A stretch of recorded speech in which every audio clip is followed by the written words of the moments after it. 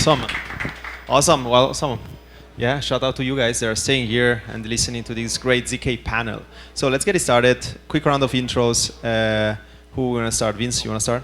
Okay. Hi, everyone. This is Vince from zkLink. We're building the industry's first aggregated rollup using ZKP to unify and aggregated blockchains together. I'm Evan, a founder at Mina protocol. We're working on general purpose like programmability for zero knowledge proofs. So anyone can open up a TypeScript ID and write a proof of anything they want to and post it to Mina and make these like multi-party proofs using privacy, using scalability, and all the features of ZK in like this general programmable way. DM everyone, Che here from OKX. I'm running OKX's layer 2 network. It's called the X layer. It is powered by a Polygon CDK. So our plan is to connect OKX's ecosystem with other EVM, particularly Ethereum. Nice. I'm Francesco. I'm part of the developer relation team at ConsenSys MetaMask, and yeah, I've been for the past decade around developer communities building, and I'm a big fan of like the IDs and ZK technology. So let's get it started. So what's the landscape today? Like where are we staying around like ZK kind of like technology? What do you think? How we are there? We are where we need to get there. So like let's just start. What is the landscape today? How we are doing?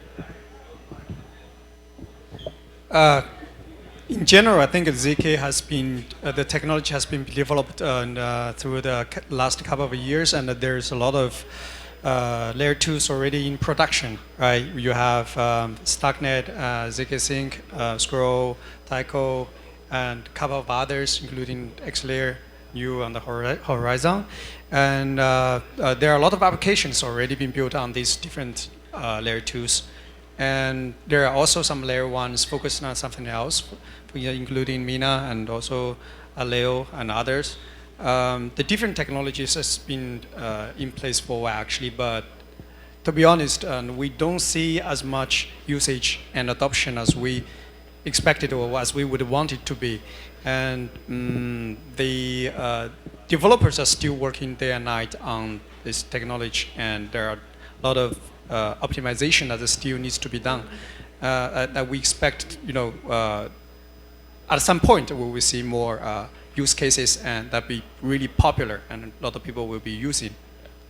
Yeah, I think it's come a long way. Like when we started, it was still research on very deep cryptography proof systems.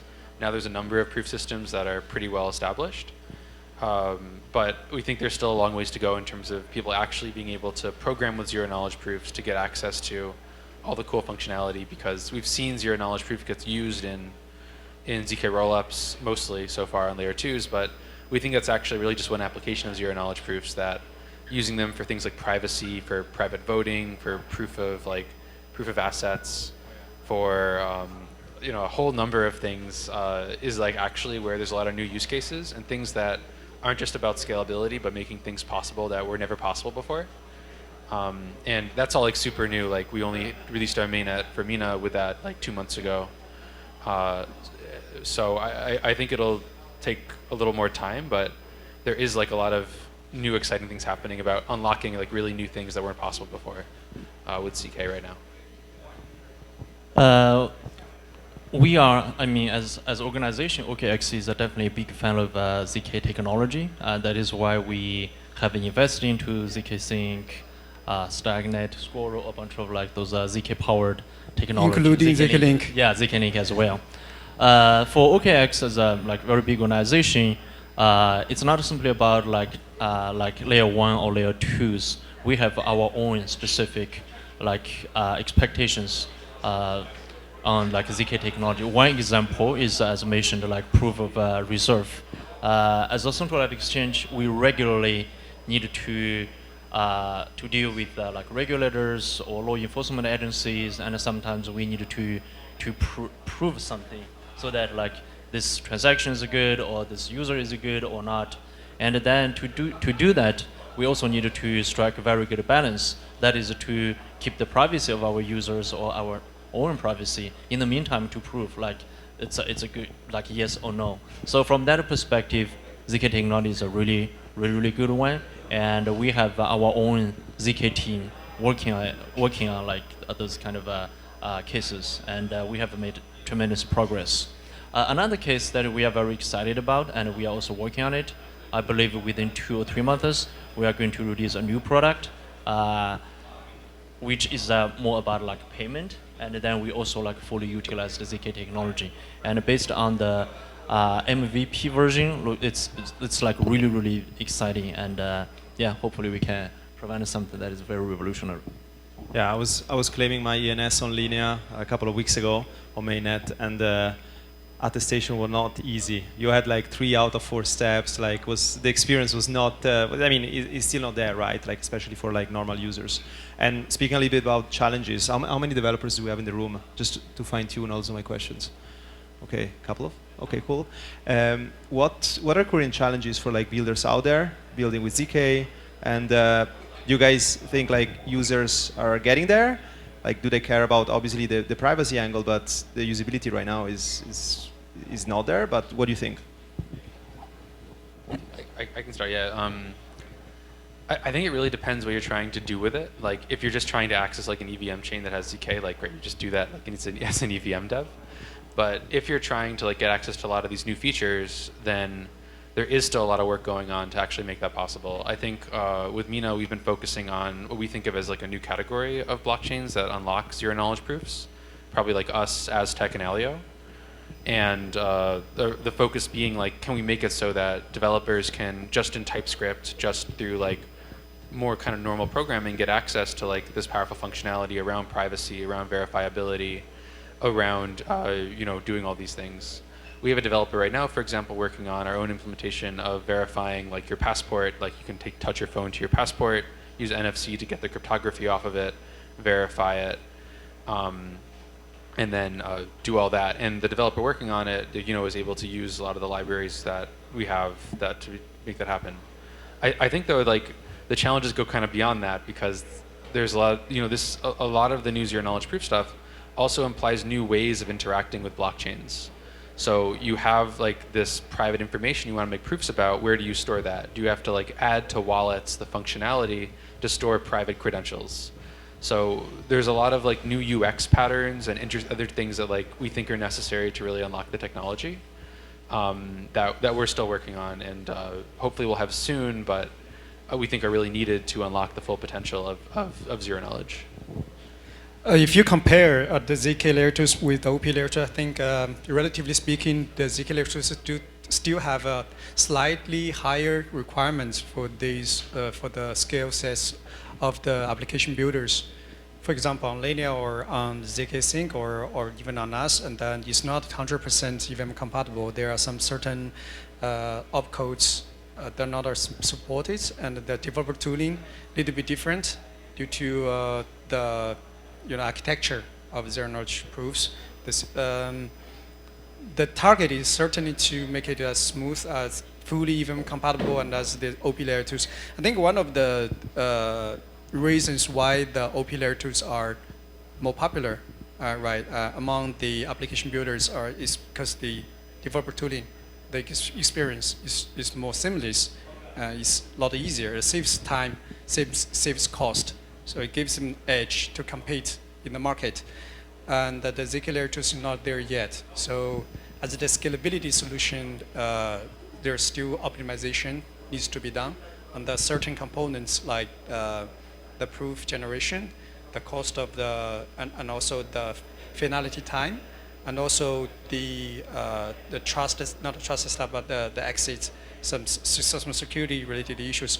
But I do think that the developer experience is already good enough for the zk chains to be able to for mass adoption, for some real use cases, some applications to become really popular. I don't think there's a technical roadblock or hurdle for adding these zk layer 2s, zk chains to become successful. I think the problem is more on the marketing, and also it's a matter of time. Adoption takes time. I believe, based on my experience, for majority of like applications such as gaming or even defined protocols, they do not care too much about like if it's a zk or OP. They care more about it's EVM compatible or cost of like gas or finality, this kind of stuff. So from that perspective, it's quite unfortunate that like most of those applications, they have not fully utilized zk's faster finality over those cool features. I think to achieve that, it still takes time, probably like half a year, 1 year, who knows. That means like some hardware like partners, I mean, Google is working on it as far as I know. AWS is working on it. I believe like those hardware accelerators, be it like ASIC or FPGA, they have to be there to power the verification process. And another thing, based on like our experience, is zk developers are not that many. It's really hard to build a like top level zk team, and I still believe it may take a while. But fortunately, I believe like the consensus is already there that zk has like a lot of potential, and then even though for now, as of now, zk from ecosystem perspective is a little bit behind optimism, but like it's faster than we expected. Yeah, let's actually touch what you said about zk developers. What zk developers like cares about today? Like, I think it's important, I guess, to distinguish, like, in this panel, like, there's, like, zkL2, I guess, like, developer use cases for, like, zk EVM stuff. And then there's, like, zk developers who are, like, building other things using, like, using zk, like, privacy things, other things. So I think there's, like, a difference there. I guess, like, I can't speak as much on the L2 stuff, but I can a lot on the privacy side of it, yeah. Yeah, we're getting there to the next questions, right? Oh, okay, cool. Yeah. Nice. Because I want to understand also like what about the IDs, what are the next kind of like use case we want to get into. But yeah, I just got it. trying to understand like what those developers care about, because you touched a bit on like, okay, it's a niche. We don't have enough like tooling around like EVM. What they care about, like standardization, better standardization. I think I would say like on like the general purpose zk developer side, like they care about getting access to like these core functionality of zk, like being able to prove facts about computations, being able to ingest private data, and being able to do so without it being like unnecessarily technically complex and being well integrated into other systems. And all these things have been very new and hard to work with for like a long time. They just want to be able to actually sit down and like be able to build their thing and have it work well and be secure and all that. And the tooling has only really recently gotten to a place that's possible, which is why a lot of this is quite new. Nice. And speak about kind of like, you know, scalability around zk technology. Like, what are the use cases that you guys see coming up next? That is not just specific DAD or privacy focused use case. I would imagine, I think recently Vitalik also talking a little bit about this, is interoperability among the layer 2s to solve the fragmentation problem, which is a real serious problem. There are so many layer 2s. Lack of interoperability downgrades the user experience. And if we could use zk to solve this problem and to build standards among certain, well, Polygon is already trying to do this by their AG layer, which is very ambitious and very challenging as well. And zk Stack has zkSync, MetaLabs as their elastic chains as their next step, their big vision. Stacknet also plans to do something like, you know, based on Madara, the engine, and to have shared sequencing there, so to achieve certain level of interoperability. I think the next big thing in the zk space is how to unify and, you know, build the standards to achieve interoperability among different chains. I totally agree with this scalability in terms of operability. I think like it's kind of like irony because like I don't know, there are probably like 50 layer 2s out there to scale like Ethereum, and then I mean some layer 2s they have done a very good job, such as like Base or Arbitrum, but unfortunately like there is new challenge that's fragmented. Like they have their own ecosystem, and then for users to hop on different like layer 2s or layer 1s, it's like getting harder and harder. And then to do that, traditionally like we use like different bridges, and then you need to maintain a very big pool, which is like pretty vulnerable. It's honey spot for hackers, but for users, it's like really like scary. And then using zk technology, there are already like some existing solutions there, even though it's the early stage. But I think once zk potential is there, then if they can link all of those layer 2s, layer 1s, and particularly like centralized applications. Think about it like some layer 2s or chains have not supported by centralized exchanges or some big applications, but with the zk operabilities, users do not need to like bridge to that place and that place. They can just do it like by one click. And then with full potential, zk's full potential, I believe it will be even faster and cheaper. That is like pretty amazing to think about it. Yeah, I mean, you're touching a bit on unification. You mentioned, Vince, about like standards. I mean, my question at the end is also like where this standard needs to come from. I don't think like they need to come from a specific like, you know, kind of like zk research hub, for example. The question is, what do you think about that? Like where and who is responsibility to build those standards?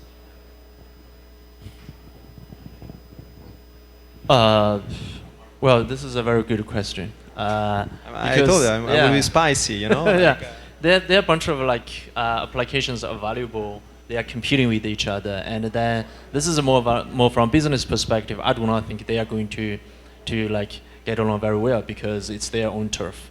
So hopefully there will be some kind of probably like Ethereum Foundation or some kind of research paper to just come up with some kind of unified solution or stuff, or at least like give the industry some kind of guide.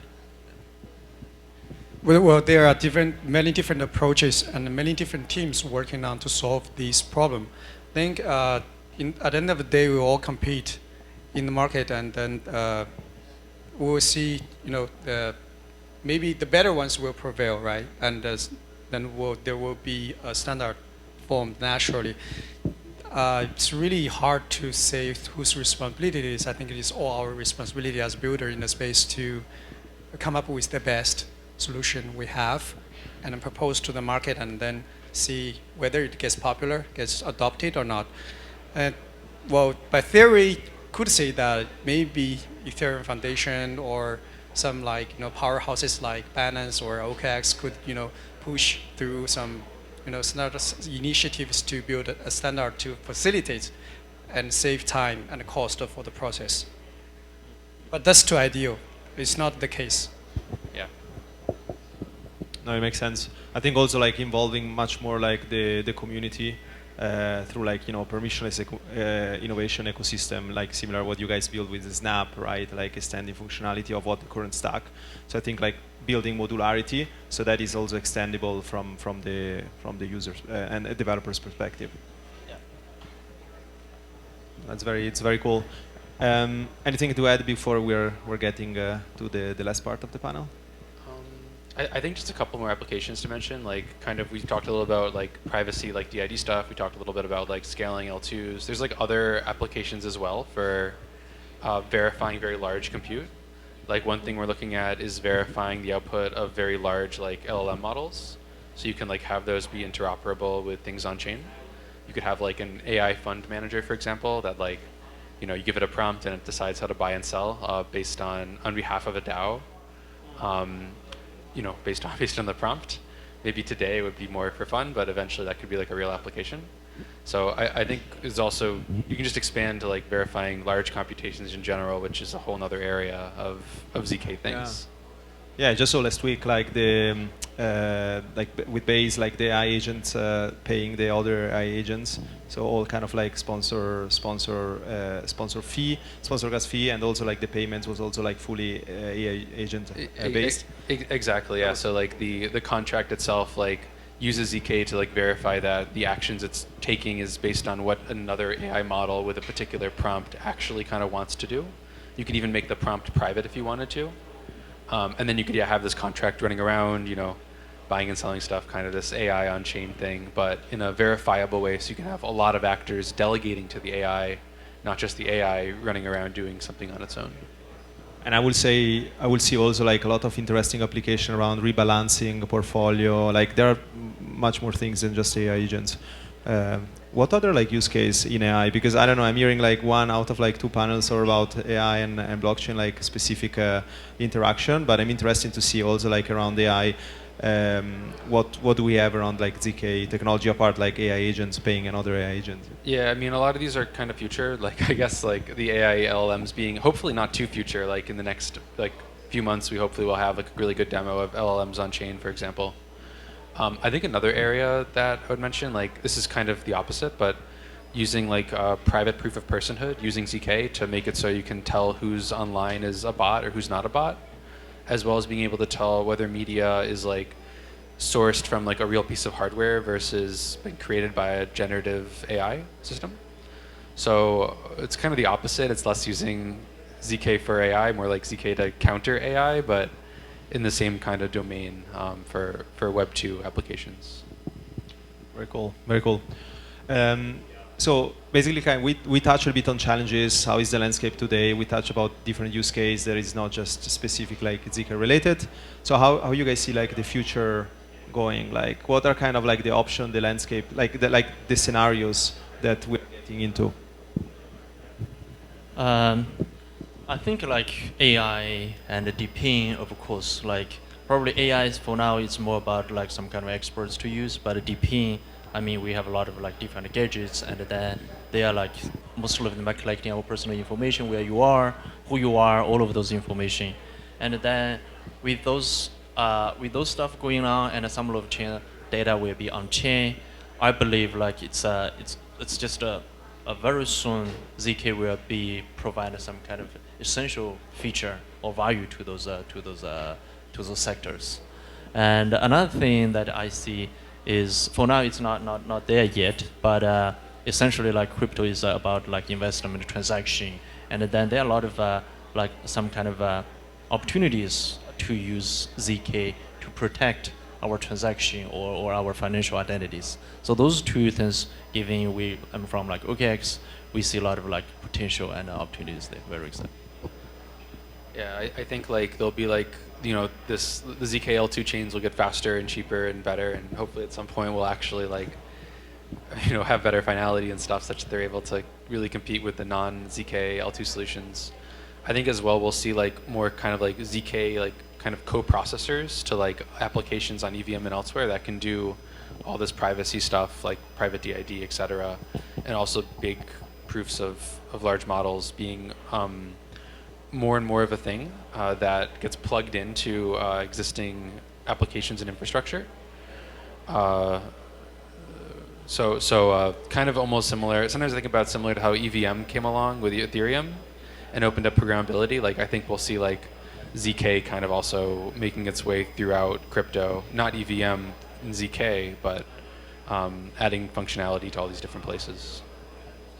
Yeah, on top of what Evan has just mentioned, is there's still a long list of the use cases and applications being discussed in the last couple of years. When zk was a major narrative, very popular, right? Really hyped, like decentralized identity. Well, I don't know what is the most up-to-date progress on this, but it seems that the teams that were working on this are. I didn't hear from them recently, but yeah, I hope they are still working on this, because it will be a major breakthrough. Because we really need a decentralized identity to unlock a lot of different use cases, to be able to really to for some decentralized DAO to be true, and there's also some toolings based on zk like voting, or this is also a complement for DAO. To make it true, and there's also zkML, the machine learning based on zk. This is also a part of the AI narrative and also the AI revolution. And there's a few teams that are still working on this, and that we know about. Right now, I think we just put our heads down and continue to do whatever we have been doing, and hopefully we'll see some at some point. Powerful use cases become true, and yeah, in the next couple of months, maybe years.